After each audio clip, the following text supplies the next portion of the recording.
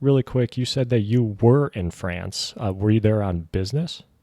No, I have a house there and I spend most of the summer there.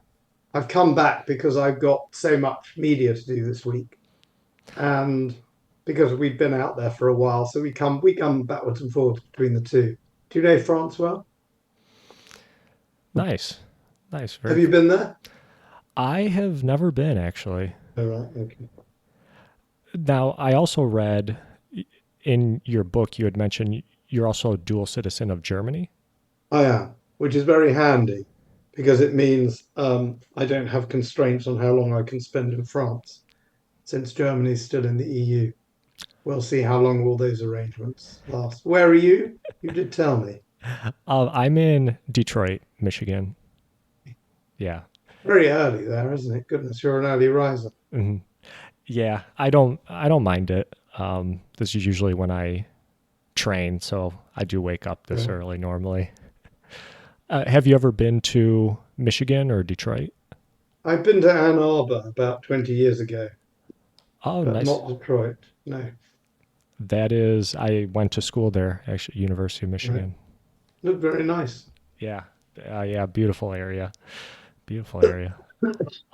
Really quick, Dr. Moreland, before I did start recording, and I like to do these rolling introductions, so I'll just give a really quick intro. Hi, everybody out there. My name is Chris. This is Chee-Tash, and today I am joined by researcher, author, demographer, Dr. Paul Morland. Dr. Paul Morland, please introduce yourself. Well, I am Paul Morland. I've just written my fourth book, No One Left: Why the World Needs More Children. I was working in financial services consultancy for many years and did my PhD rather late in life, my doctorate thesis rather late in life in my 40s. I published that in 2014 under the title Demographic Engineering. And that was about population strategies in ethnic conflict, ethnic groups who have a demographic strategy as part of the conflicts they're in. I then wrote The Human Tide in 2019, Tomorrow's People in 2022, and the new book's just come out. And I write newspaper articles, broadcast and podcast from time to time on matters of population. Nice. And I actually did read, I have both of your books, or two books here, Tomorrow's People and Human Tide. Uh, Tremendous books. I really Thank you. enjoyed them and learned a ton from them. And we'll definitely be asking you some questions about them here today. What made you, first of all, get into this field of demography from the financial industry? Well, I was, excuse me, I always thought I'd do my doctoral thesis when I retired, having done a master's in my 20s and my first degree, my late teens, early 20s. And then I found I was a busy dad with three kids. But when the last of them went to high school, or what we consider high school, about the age of 11, I found I had a bit more time on my hands. And I thought now was the time to do it.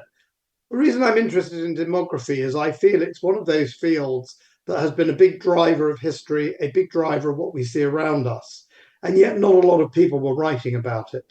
So I think, as in a market, in a way, if you spot an opportunity, that's what you go for. You don't necessarily want to buy a stock that has been well publicized and everyone has bought. If you see a value stock, if you like, with some upside opportunity, that's what you buy. And I thought, well, I didn't know where I was going. I didn't know that I'd write lots of books. I didn't know I'd even publish my PhD thesis. But I thought this is a field that could do with some more thinking, theorizing, research, more books, and more people talking about it. So I was always interested in it.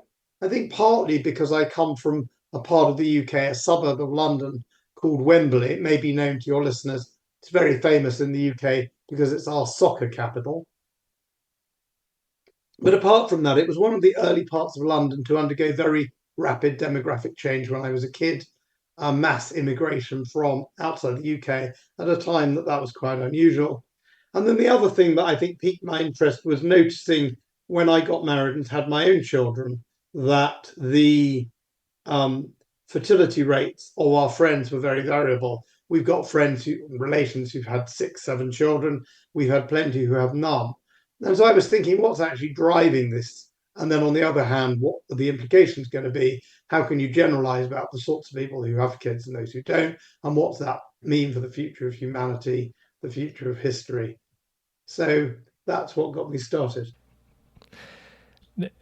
In your years researching this topic, do you also follow or keep in track of what other people are researching? For example, I'm a big fan of this other author and researcher, Neil Howe, who wrote a book, several books. I've read a couple of them, The Fourth Turning and The Fourth Turning is Here. Do you keep abreast of what other people are researching in this field? I do, and if I didn't, I wouldn't be doing my job properly. So I most certainly do.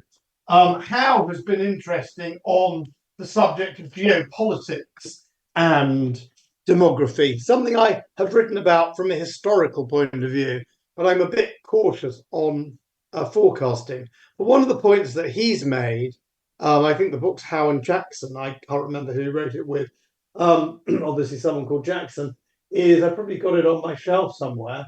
Of Jackson and Howe, yes, the grey of the great powers. And that's a very interesting book, which makes the point, which I think is true, that America, until reasonably recently, had a fairly healthy fertility rate. It's gone down a lot. And for good or ill, America has got a tradition and a huge capacity to take in immigrants and turn them into Americans. And in a world where other traditional great powers, Germany and Japan, of course, Russia and China, are facing very low fertility rates. And in the case of Russia, China and Japan either don't want or can't absorb immigrants, or in the case of China, are far too big for immigrants to make much difference. They have challenges that the United States doesn't face. Now, the United States faces other challenges. The United States faces the challenge of where your immigrants will come from and how you integrate them and whether you are prepared to accept that very rapid ethnic change that that involves. You do also now have a much lower fertility rate than you had even a decade ago when that book was written. So, no, I very much follow what others do. One could always follow them more, but it would be incredibly arrogant of me to think that I could pursue the path I've pursued without reading the work of others, following the work of others, and of course, critically keeping up with the latest data. Speaking of the data, where do you obtain the data when you do your research, or how do you obtain it? Well, a real demographer, and perhaps I'm not really a real demographer, does the heavy work, the heavy lifting of compiling statistics. Now, some have done that historically. There have been some brilliant, the so-called Cambridge demographers, who people like Wrigley, who did amazing work with parish records to try and reconstruct what was going on in England in the early 19th century. And then there are demographers who work for institutions like the World Bank and like the United Nations. So I really use that data. I don't compile it myself. I'm not active in compiling it, but I think those who are making the effort to compile it are the heroes in a way. But at the same time, people drawing the implications, looking at it and understanding what it means, that's also important if we're going to benefit from the knowledge. Otherwise, the data sits in very pretty tables at the UN or the World Bank. So I think there's a role for people to draw the implications as well as the role for people to be drawing up the data itself. But I would say the two biggest sources are the World Bank and the UN. They have different pros and cons. The UN does very interesting forecasts. The UN also does very good data on age cohort by country over time, and that's quite difficult to come by. So you have to be fairly eclectic. You have to take your data where you can get it. Sometimes, if you're looking at a particular country, that country will have census data. In the case of the UK, we have ONS, the National Statistics Service. In the case of the US, you've got very good detailed data, some of it official, some of it from people like Pew. So you have to go where you can get it, and you have to be aware of the sources. And of course, critically, you have to know what it is you're looking for, what question you're trying to answer before you dive into the available numbers. Do you ever worry about the accuracy of the data that you're looking at? I always say that the richer, the more recent, the better. So if you want to know what the immigration into Norway was in 2022, you'll probably find a number that's very good. If you want to know what the fertility rate was in Chad in 1970, you will find that data, but it's a bit of a thumb in the air. And I suppose the question you have to ask, so first of all, which data are you more comfortable with? There's also, just because of people's ability to have drawn it together, there's also a question of where might there be an agenda. Countries that say they're trying to get their population up or down, are they manipulating the numbers at all? You have to be a bit aware of that. And then there's a question of whether there is a systematic bias, there's systematic mistakes made, or whether the numbers kind of come out in the wash. So you need to be a little bit skeptical, but it's not really my job in any kind of detail. Well, I'll put it this way, I'm not qualified to challenge all the data I use. If I did that, I'd never get around to writing the books. But I do think you need to have a little bit of skepticism, but not waste a huge amount of time on it, because I think it's good enough to draw the kind of conclusions that I draw. And also, I think for the general reader, who is my audience, you can make them aware of the shortcomings, but spending half the book talking about whether the fertility rate in China is 1.1 or 1.2 is going to be quite boring to most people and probably of relatively limited importance. Do you think, well, I'll give you this example. When I played American football, we listed our heights and weights on the roster, and being completely honest, we kind of exaggerated a little bit on the heights and weights. So for me, I probably put that I was, 5'10", and I'm not 5'10". I'm shorter than that.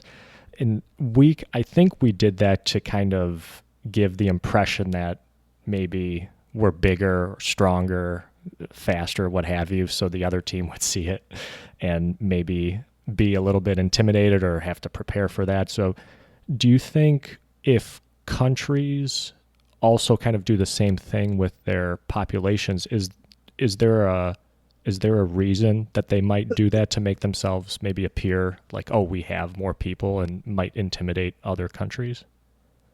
I think it's quite difficult to do that in a world where there's a lot of skepticism. And it's quite difficult systematically to um, lie, if you like. Um, so it may be easy for, very few countries can do that, I think, with their statistical services and all the people involved. Um, I don't know whether there's a systematic tendency to want to increase your numbers. I mean, take China. I mean, China's a classic case and also a very important case because it's got so many people.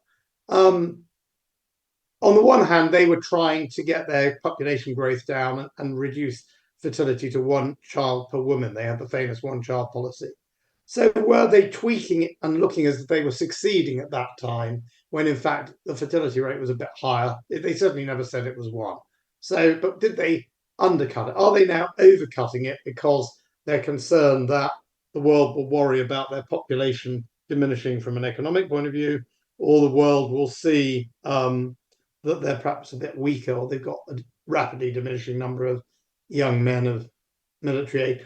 I think it's quite difficult in the modern era where these statistics have to be drawn up by large numbers of people to do that in any very significant way. So, maybe if you're North Korea, you can do it. If you're China, I think it's quite difficult. Maybe you can tweak it around the edges. There's also the whole thing about triangulation. Like, I mean, a classic case was the Palestinian Authority, which it wasn't joined up. And Israelis were pointing out that if the births were as they said they were, and the deaths as they said they were, and the emigration, and then the population wouldn't be as big as they were claiming. So it's quite easy. And you could see why they had a strong motive to say that there were more people, particularly in the West Bank, than there were. So, and that's been disputed, and people can have an argument about that. But you've got to triangulate all these things, and you can't be, you've got to start making up births, making up stories about people who were never born, and you've got a registration of births, and that ties up. So it's not. I'm not saying it never happens, but it's quite easy to find it out. Looking at populations and population increase, is it pretty straightforward, and is it easy to say that it all comes down to fertility rate in making a population increase, or is there more to it than just fertility rate? Well, there are three things. The first is mortality, and the second is immigration, and the third, of course, is fertility. So, of course, I mean, I put it a bit like a railway station in one book. I think of the people arriving on the platform. How many are arriving in a given period? How many are departing? And so that's, if you like, births and deaths. Now, the reason fertility is more interesting than mortality today is you get little upsets like COVID, but essentially everywhere is moving to much longer life expectancy. The UK and the US seem to have peaked out, and in fact, the US for a wealthy country is quite low. But growth in the life expectancy now is quite moderate in the developed world. It is a part of the story in the developing world where infant mortality and longer life expectancy are critically, meaning that the population is booming. So somewhere like, I don't know, Nigeria, it's not they're having more kids. It's that those kids are living and living into longer. That's what's driving population growth. So in the developing world, where they're moving their life expectancy rapidly forward, that is a major driver of population growth. In the developed world, incremental gains in life expectancy, which means falls in mortality, are pretty minor. The difference between, say, South Korea and Israel, which both have very long life expectancy and not changing that rapidly, is that in Israel, women have 3 children, and in South Korea, they have 2/3 of a child. So it depends where you're talking about. And then the other big driver, of course, is migration. There are many countries like Germany, which have had such low fertility for so long that they have more deaths every year than births, and the population would be falling, but they're having net migration. So migration is an important story in some parts of the world. If you take a country like China, it's already got very long life expectancy.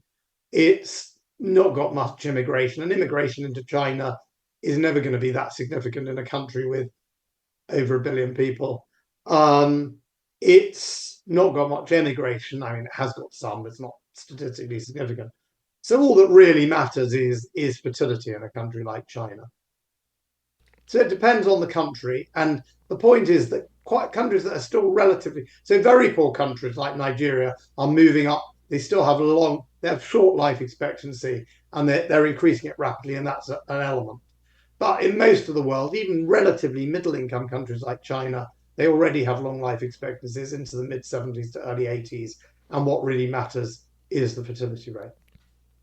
And I know you just mentioned some countries right there, but specifically, where is the highest? Which country has the highest population growth today, and where is the population like decreasing the most?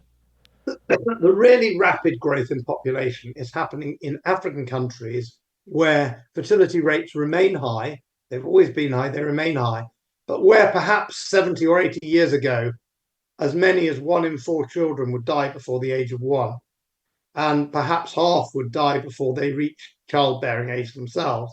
Today, that's ending. But the fertility rate hasn't yet come down. So that very, very rapid demographic growth happens in parts of Africa where the fertility rate has not yet fallen. So that is a very big swathe of Africa, Central and West Africa. But there are parts of North and South Africa, North Africa, the Arab countries on the Mediterranean, South Africa and its neighbours. The fertility rate has fallen to around 3 or even lower in some cases. So they don't have the supercharged demographic growth they used to have. And there are countries in East Africa, like Kenya and Ethiopia, which are quite rapidly getting their fertility rates down.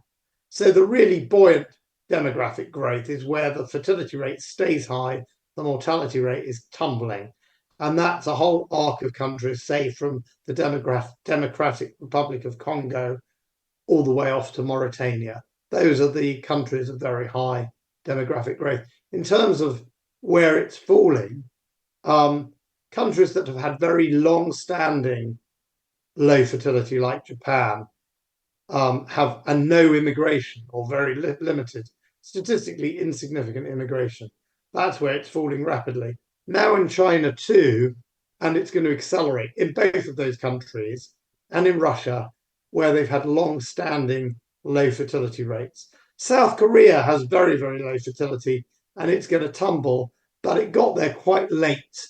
So it's a bit delayed in South Korea. So if you want to look at where the population rate's falling, look at countries with little or no immigration, with long-standing low fertility rates.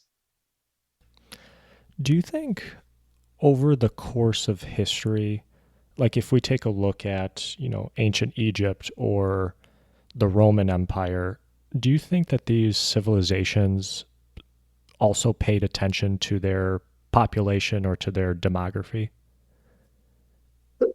I'm not aware in ancient Egypt that it became a matter of state policy, but there is some record of attempts at contraception going back to the days of the ancient Egyptians.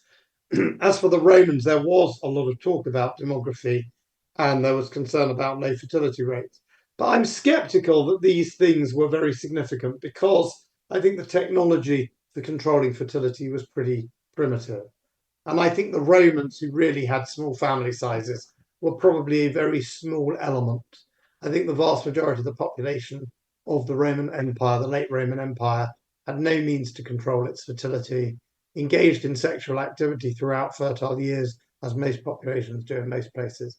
So I'm very skeptical about a view that anywhere before the developed world, from the very earliest, the 19th century, significantly was able to control its fertility. I mean, certain practices were engaged in. There was a lot of, probably a lot of infanticide in China and Japan at various points, very poorly recorded. We don't know how much.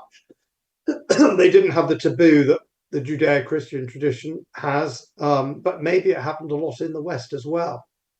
We don't really know. In most places, it was illegal or it was kept quiet. So that was one way of controlling it. French peasants seem to have cottoned on somehow to having sex with not much fertility, perhaps from the early 19th century. And there was a lot of peasant wisdom probably about sexual activity that didn't seem to reach other parts of the world until much later. Um, Parts of the world where there was a monastic tradition might have had an effect, but the data I've seen, it was never a very large number of people going into nunneries or monasteries.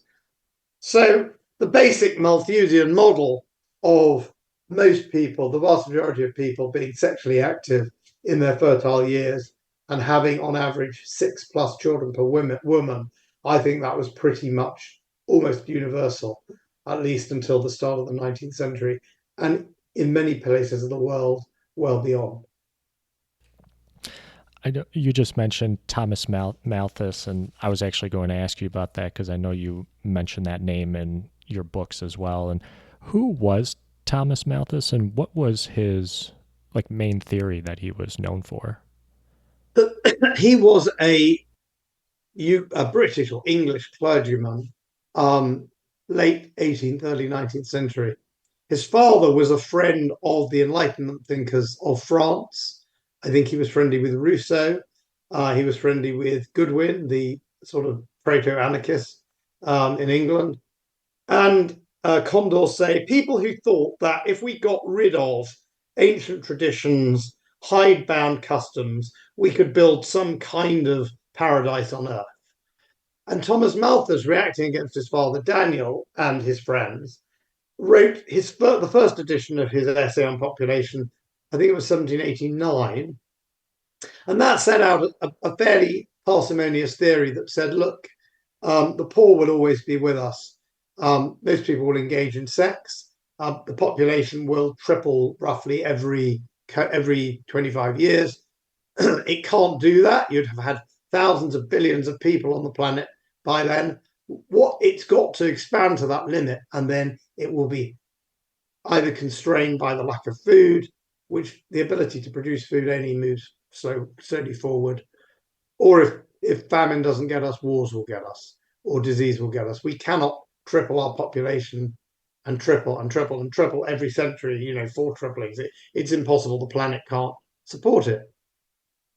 And so then in his later books, his later versions of the theory, he looked more at the empirical evidence of how people constrain their fertility. And his view was a man shouldn't marry until and have a family until he can afford to support it. And that would mean a lot of men never marrying and a lot of women never bearing children. And that way, we wouldn't always be living on the frontier of misery. I mean, he thought that if we don't constrain our fertility, and in his day there wasn't very effective means. And besides, he appears not to have approved of contraception. I mean, he was a 19th century British clergyman. His view was sexual restraint or misery is one or the other. Looking to today and going back to speaking of countries, do you think countries today are extra focused on their population, or does it kind of depend on the country? Are they especially paying attention to, their demography or how big their population is? Well, this is somewhere where the UN actually keeps tracks of how many countries have pronatal and how many have antenatal policies. So it depends where you are. A lot of countries in the developing world, particularly in Africa, are trying to get their fertility rates down, which I support. I mean, I don't want people to be forced to have children. I think it's good if people have control over their own bodies and fertility. So that's all good. A lot of countries are ceasing to do that as their fertility rate plunges. Increasing numbers of countries are adopting pronatal policies, countries like France, Hungary, Japan. Australia has at some point, but generally in the Anglosphere, people don't want to talk about this subject. And so in Britain, we've never had a government that has had a pronatal policy. And I think the last time you had a president who spoke about this issue was Theodore Roosevelt. So that's well over 100 years ago. So, and it's interesting, when I speak about it, I get a very negative reaction, which I'm not complaining about. I mean, it makes it all the more important that I do speak. And I don't mind. I'm always interested in people critiquing my views. And it's a bit boring if they just say, oh, he's a fascist, or, that's just so unhelpful. As I always point out, communist regimes, liberal regimes, fascist regimes, lots of different regimes have had pronatal policies. It is not the preserve at the far right, nor should it be. If I get a dumb reaction that doesn't take account of the nuances, my arguments about immigration, my arguments about technology, my arguments about women's rights, my arguments about the environment, engage in those arguments. But we seem to be in an environment where it's still a bit taboo. I've got a friend who's a Conservative MP, Miriam Cates, very much on the right of the party as it happens. And she was on the BBC not very long ago saying, yes, I feel I need to be quite brave to talk about these issues. She was doing a public meeting with a Labour MP and with a friend of mine who I'd written a paper with about immigration and fertility. And the Labour MP was basically intimidated out of appearing at this meeting. So I think people in the Anglosphere need to grow up, engage in the arguments. If you think high fertility is a bad thing, that would be better to go extinct or to have fewer people, and we can cope with the aging. If you think that technology or mass immigration are the answers, engage with the argument. I'm ready for that. I'm happy to engage. We have to get up past the babyish point of, ooh, it's offensive. To go along with that question, do you think that companies or CEOs of companies, do you think that they pay attention to population demography, especially when it comes to, hey, who do we sell our products to? Who do we advertise to? I think they do from a marketing point of view. Do they when it comes to the bigger macro trends of is there going to be anyone to employ and to sell our products to? What does an economy look like when each cohort, as in South Korea, is 1/3 of the size of the next?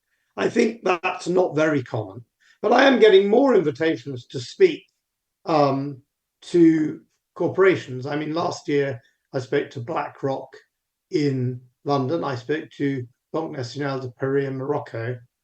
I was invited this year, which was a great pleasure, to speak in Miami to the Massachusetts Bankers Association. So I think the smart business folk are starting to get wise, not just to the what is our demographic, who are we selling to, are there more or fewer of them in this area or that area, how are they changing?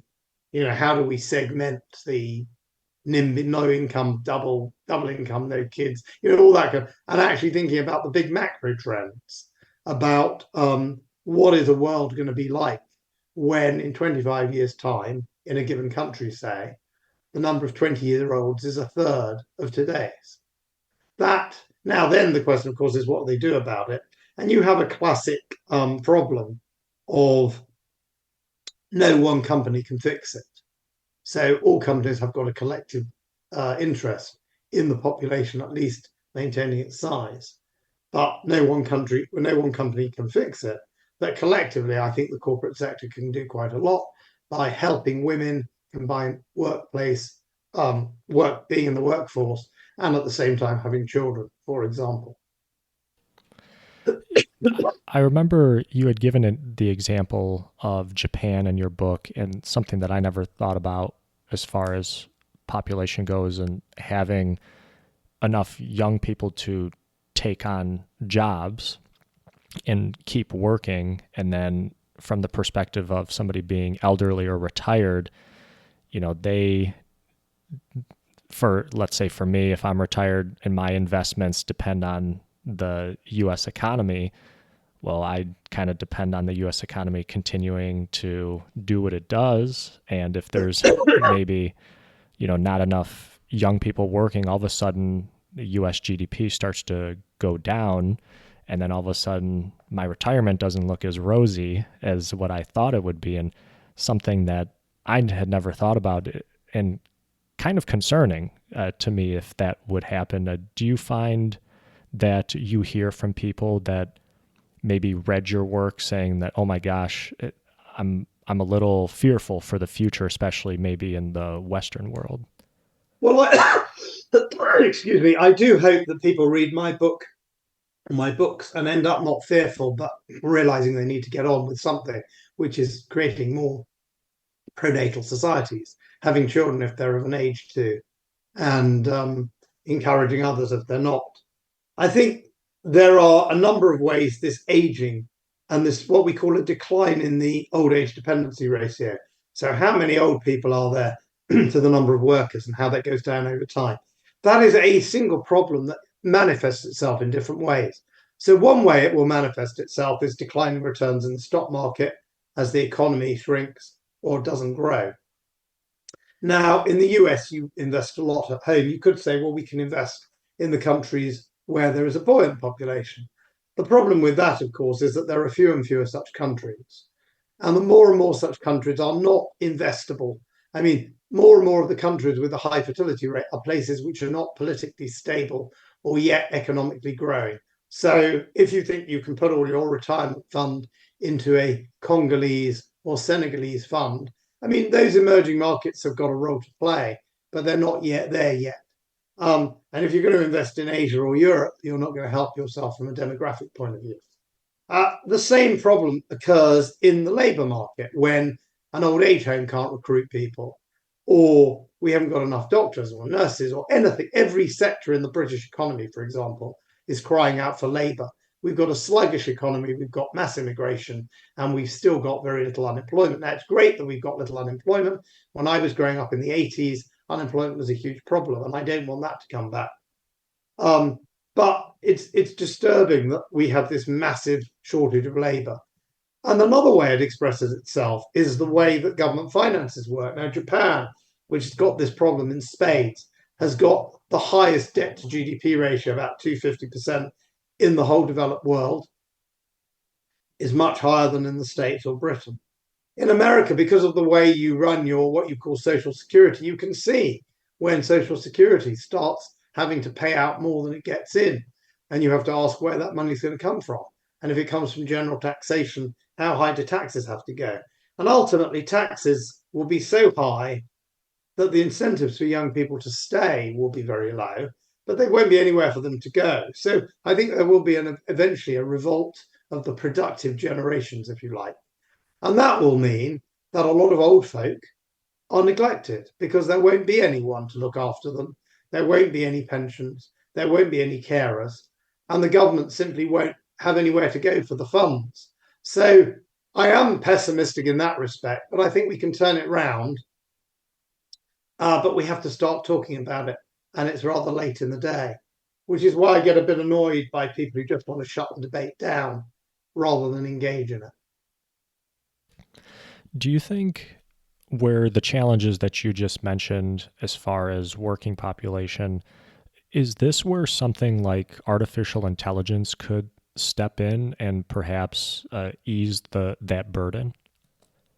I have a chapter in my forthcoming book. I say forthcoming, it's out on the 4th of July, which, of course, in America is a very special day. It's also a special day here because we've got an election, but we fixed the date before the election was called. I can't say we fixed the date before American independence, but anyway, 4th of July, the book's coming out.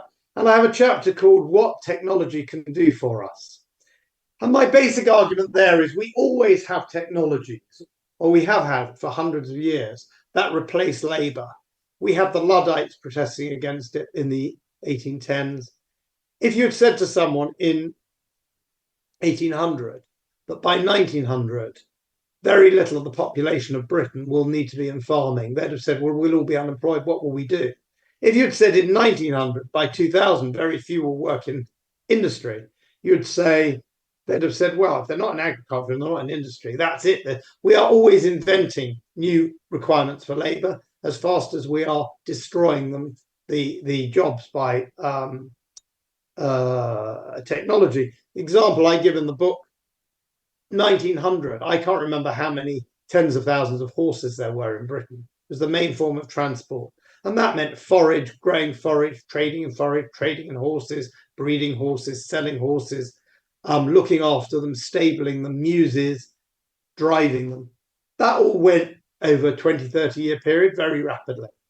It didn't cause mass unemployment. Along came the motor car and mass employment in that. So now we have fewer people. Whether you're in Detroit, you know all about that. So technology is always coming along. So the question is it different this time?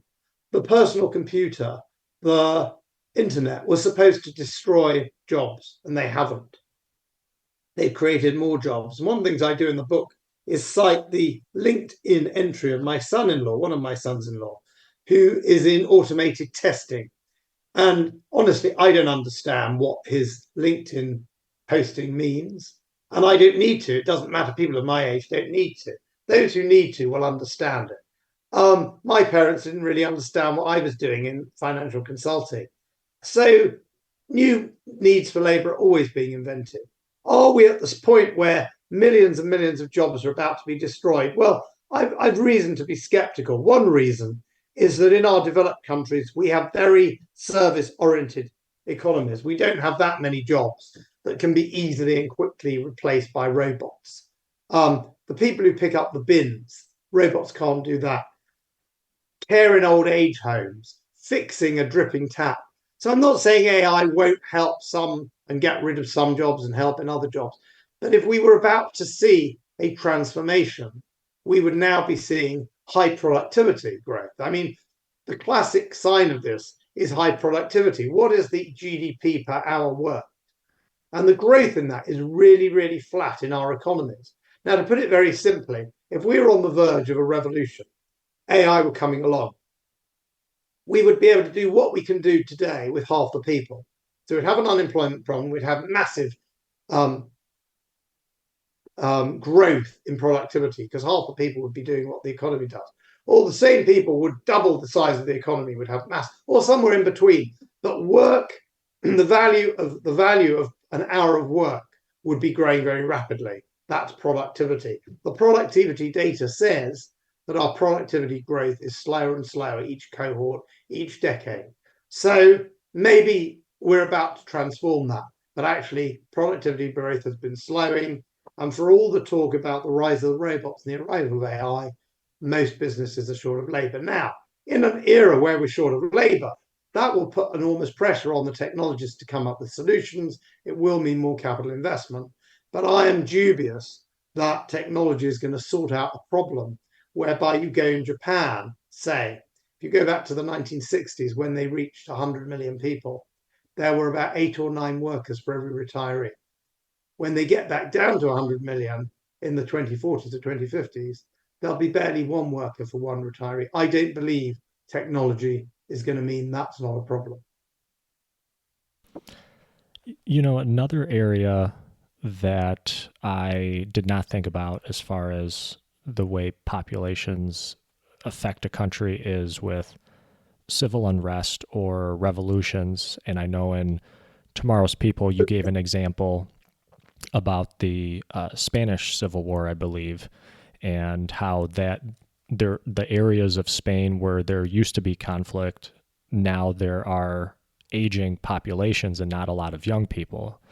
And I was wondering if you can kind of explain that and just kind of go through if or how important it is to have young people if you are going through a ton of or if you want a lot of social change, I guess. Well, again, this is one of the areas, of course, I rely on the work of others. There's a very fine demographer called Vikard Skarbek, I think is his name, who's written a lot about this, and other people have written about it. As societies age, they get less violent and less criminal. So there are advantages to societies aging. And the example I give is the Spain of, I actually have a house in France, in French Catalonia. Not a lot of people know that there is a French Catalonia, but Catalonia actually extends into Roussillon in the south of France. And I went over to Catalonia in Spain just after the referendum. They'd had a referendum on independence and they won. The independent party won, but Madrid said, no go, we don't recognize it. Now, not a single person has died. There were some scuffles in the street. And I compare that to the very violent, anarchistic, communistic Catalonia of the 1930s, which George Orwell wrote about in Homage to Catalonia. It was one of the most republican areas of Spain. It was one of the most anarchistic and one of the last areas to fall to Franco, or was the last area to fall to Franco. And I'm saying, why is Spain in 1930 so different from Spain in the 2010s, 2020s? And I think the answer is the median age has gone up from 23, 24 to 43, 44. And all the people in Catalonia are worrying about their mortgages, their old parents, they're prosperous, they're sipping espressos, they're not about to go up into the Pyrenees with their Armalites. Now, it's not an absolute rule. We know that aging societies can go to war. Ukraine and Russia are both quite old societies. But it's much more common for this to happen in countries like the Democratic Republic of Congo or Yemen than it is in aging society. So there are advantages to aging societies, but there are disadvantages. And one of them is a lack of dynamism. So there's a lack of invention, there's a lack of creativity, there's a lack of people entering the workforce. What you need is, I mean, it's mother pie, motherhood and apple pie, but you need the kind of social and economic and political institutions whereby you can have a young society, as they have in many parts of the world, without those kind of conflicts. And if you don't, you will have a more peaceful society and a less criminal society, but also a society which has all the problems we talked about of aging and a lack of dynamism and a lack of innovation. So it's good to see the upside in an aging population, but I think it's heavily outweighed by the downside. The point I made actually on a BBC radio show a couple of years ago was we talk about societies that get old before they get rich, but it's also possible to have societies that fail to get free and that they stay autocratic or undemocratic. And they get old before they get free, if you like. And a good example would be, say, China. It saw some unrest in the late 80s when it was still quite a young country. Now, the Communist Party has managed to keep on top of it. They haven't had another revolution. And the population now, you could argue, is too old. Or, of course, there are lots of young people, but when the ballast of the population, when the core of the population wants stability, is nervous about revolution, is nervous about people going out onto the streets, you could end up with a stagnant and unchanging political system. Which, if like me, you think democracy is a generally good thing, that doesn't mean I think we should be running around the world imposing it on everyone. But if you think people having a voice in their societies is quite important, and if you think that something like the Communist Party, which has achievements to its name, is not a way to run a society long term, then you might feel that a country like China is trapped because there won't be the momentum, there won't be the young people to change the political system. And that political system maybe ceases to be suitable for where China is today. Yeah, speaking of communism, and to kind of go along, piggyback off of that last question, do you think age had an effect going back to Russia and their communist revolution? Do you think age had an effect on that event in history as well? It was hugely important, as I write about in my book, The Human Tide. So Russia was like the rest of the world before the post-Malthusian revolution, if you like, getting out of the Malthusian trap. Very large families, high death rate. The population didn't grow that fast. At the end of the 19th century, Russia started to get modernity. It got railways, it got factories. The Tsarist regime was reluctant in a way, but after the Crimean War in the 1860s, it discovered that it couldn't stay backward forever, or it would be unable to meet the challenge from the outside. But that involved factories, as I say, railways, industry, and the whole Russian society changed. And one of the critical things that changed is although conditions were incredibly primitive, the death rate went down. People still having large families. The population boomed, and it was a very, very young population. And a lot of them were concentrated in the towns. It was still a predominantly rural society, but the towns were growing very rapidly. And it was a very young population. And that was the sort of society that made, exactly as I was saying about China, in Russia in 1917 or in the early 20th century, the regime was no longer suitable or fitting or cognizant with the socioeconomic reality. But unlike China today, in Russia, there was a young revolutionary population that could actually do something about it, that took to the streets, and there was huge instability, and eventually the regime fell, and it was hard to create a constitutional regime, and in the end, you ended up with a more extreme regime. And I'm not saying that was all dictated by demography. I'm not saying that necessarily it was impossible for the Tsarist regime to reform. It was very difficult. But in the absence of reform, in the absence of something different from what Russia had been offered politically for hundreds of years, and the 1905 constitutional changes were not enough. It seems inevitable that that young and militant and unstable population was going to bring the regime down. Yes, I think you can look historically and say demography was an important part of that.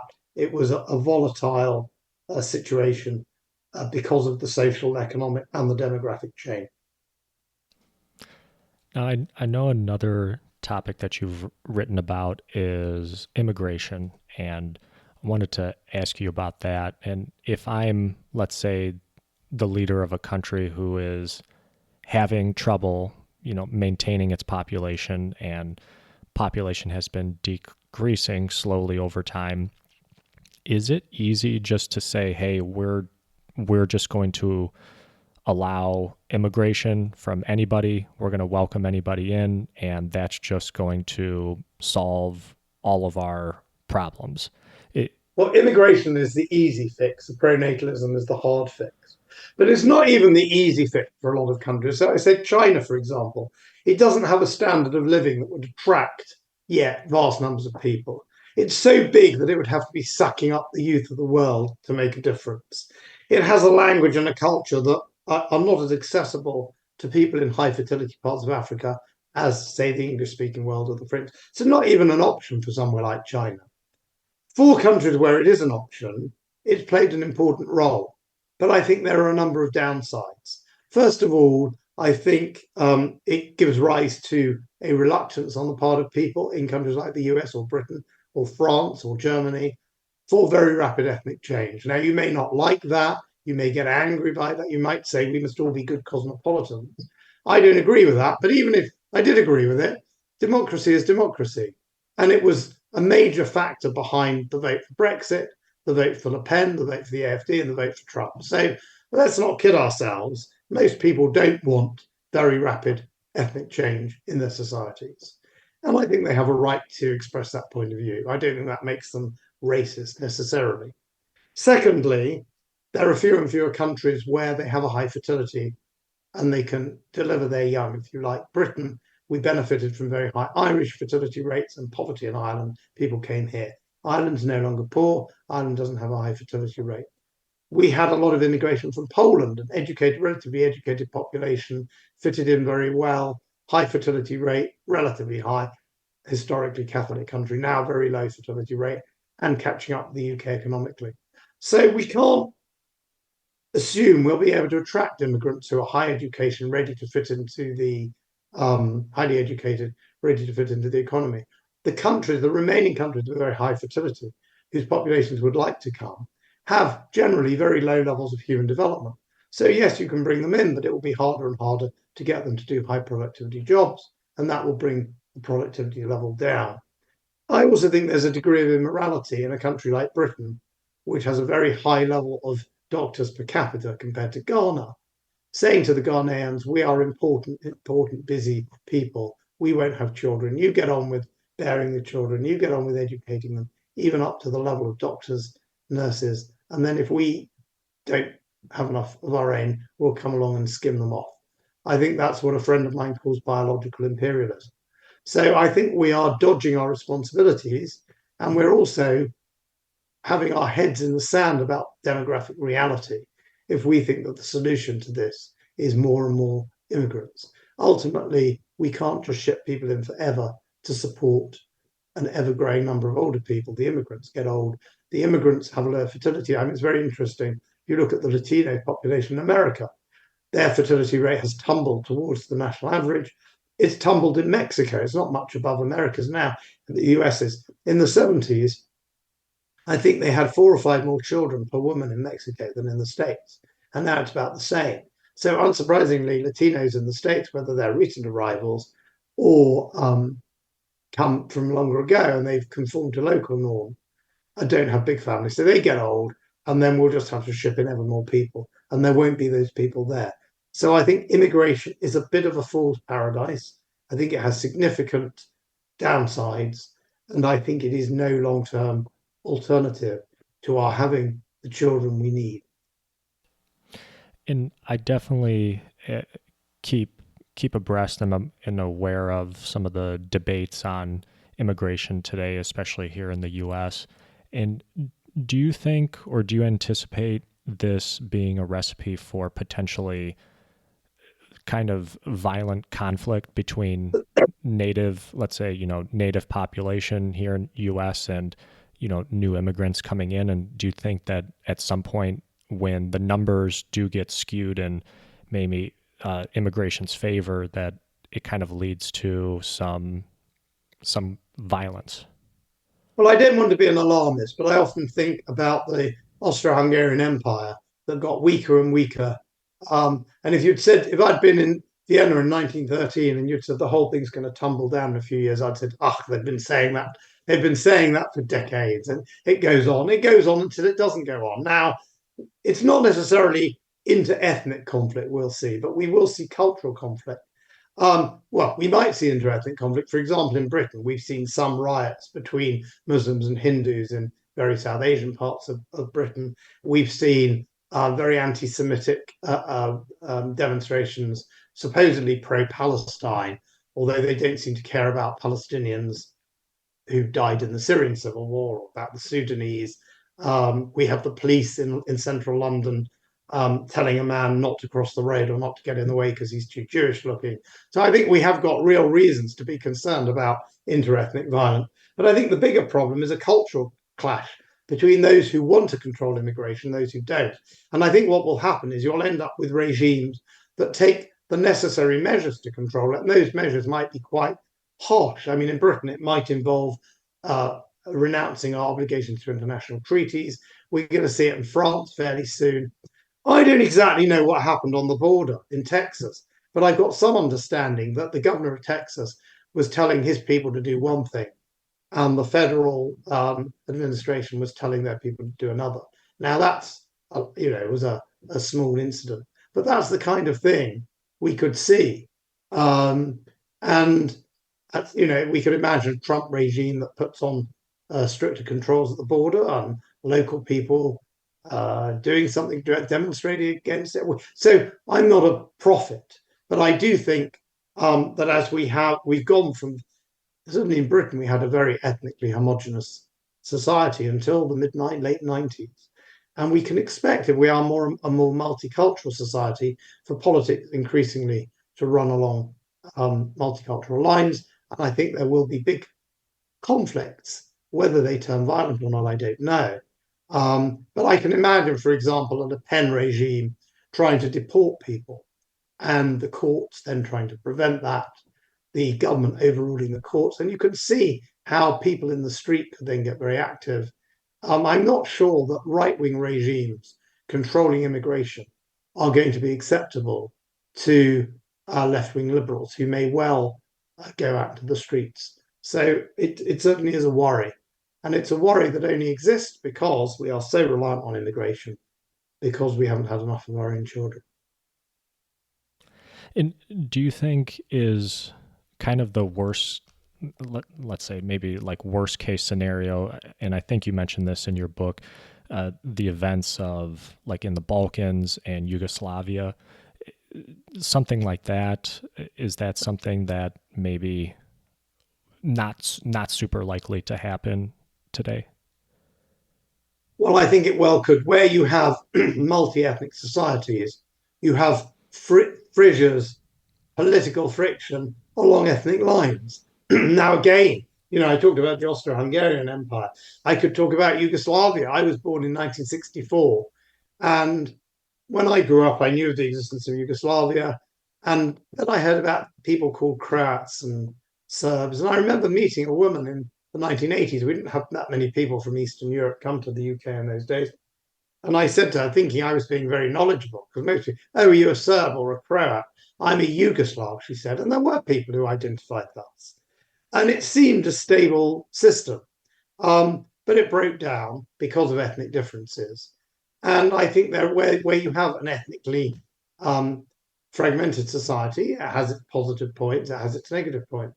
But wherever you have a fragmented society where a clear, what the Germans call Leitkultur, a clear group with a majority culture around which others can, within which others can comfortably live, which are tolerant and so on. But if you lose that predominant culture, I think there is always a threat of fragmentation.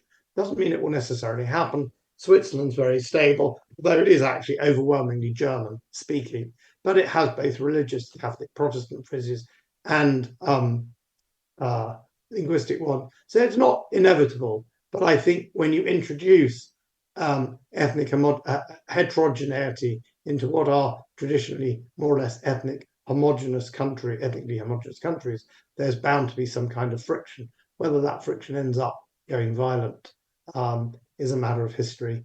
And you can talk about probabilities, but ultimately, I don't think you can forecast it. This is kind of an interesting question, kind of a fun question. I don't know if are you familiar with, there's a comedy movie here in the U.S. Directed by Mike Judge. It's called Idiocracy. Have you ever heard of it? Well, I have a joke with my friends, which is if you ever ask me the question, have you seen the movie? My answer is going to be no. I see about one movie every 3 years. So, I'm very knowledgeable about some things and very ignorant about others. But I don't know anything about the world of movies or, a lot of, there's certain TV shows I have enjoyed, a lot of them being American TV shows, but very few of them. Uh, So no, I don't know about idiocracy. I have just read a book by my friend Lionel Shriver. I don't know if you've heard of her or She wrote a very famous book called We Need to Talk About Kevin, but she's written many fine novels. And she's written a novel. She's American. She spends half the year in the States and half the year in Portugal now. but she's written a novel about a world where it becomes taboo to talk about people being intelligent and what the world ends up like when you're denounced by your own children for using the word smart or whatever, or someone puts Dostoevsky's The Idiot on the school reading list and is denounced. So, but tell me about Idiocracy. I don't know. The It kind of follows along that same premise. The movie is about a gentleman who gets frozen, cryogenically frozen. He appears in the future, and the future United States, and everybody is not smart, and everybody is very low IQ. And it's kind of his adventure through this new world where he's actually the smartest man in the world, having just presumably just an average IQ. And it's kind of funny looking at a movie like that. There's another book that I read, The Bell Curve, that kind of speaks about IQ, and contrasting that with, you had a chapter in your book about education, and seemingly we're not going down the route of idiocracy. And you write how, actually literacy rates are increasing, or they've gotten a lot better from years past. And how has exactly that happened? Is that just governments taking control over their education and really pushing it? Well, I think it depends where you're talking about. So, if you're talking about most of the developing world, um, people have gone from being poverty-stricken peasants in China, for example, factory workers working higher paid jobs. As the society gets richer, it has the resources to put more people through education, and that gets it wealthier. So now in even China, I think 30, 40, 50% of people go to university, whereas nobody went in the early 80s. It's got more common in Britain and America for people to go to college. When I went, I think in the 80s, as few as 10% went, and now it's more like 40%. So a lot of the world is catching up to that frontier. I think there is a frontier. I think there's a limit to what education can achieve. Um, I don't think everybody should go to university and have tertiary education. So the world is getting smarter because more and more people are being educated. But it's a bit like the Malthusian frontier. Then we get to that frontier. What happens next? And I don't know the answer to that. I mean, one theory would be that we've always had very high infant mortality, and that has honed people effectively. And now, thank God, we don't hone people through that filter. But we have smaller numbers of children, and that could have an effect on intelligence. That's not my field. I always say I want to talk about quantity, not quality, unless quality is very clearly measurable. Like we know literacy rates are much higher in the world than they were. We know that more and more people go to university. So I've got to assume the world is getting more educated. What that means for IQ, partly I'm not qualified to talk about it. Partly I just think I've got a big field to cover, this whole quantitative area, the whole of demography. There are other people writing about it, not enough. I'm not going to stray on other territory. So let me talk about quantities, and I'll leave the qualitative debate to other, perhaps braver souls than me.